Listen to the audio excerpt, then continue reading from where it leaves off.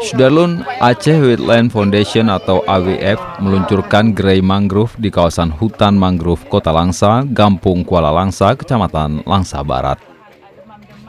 Gerai mangrove itu menyediakan makanan, minuman, dan batik tulis maupun cap berbahan organik dari hasil hutan mangrove. Peluncuran diresmikan oleh Ketua Kadin Kota Langsa Abdul Hadi Abidin dengan turut dihadiri anggota DPR RI asal Langsa Ilham Pangestu dan sejumlah tokoh masyarakat.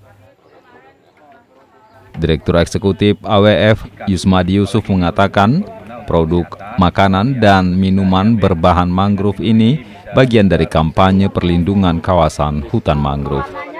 Kehadiran gerai ini diharapkan ikut menambah minat masyarakat berkunjung ke hutan mangrove Langsa, tapi juga dalam upaya edukasi pelestarian tanaman tersebut. Ini adalah bagian daripada bagaimana mengkampanyekan perlindungan mangrove itu sendiri. Karena bahan baku, kita tahu bahan baku ini sudah semakin kurang.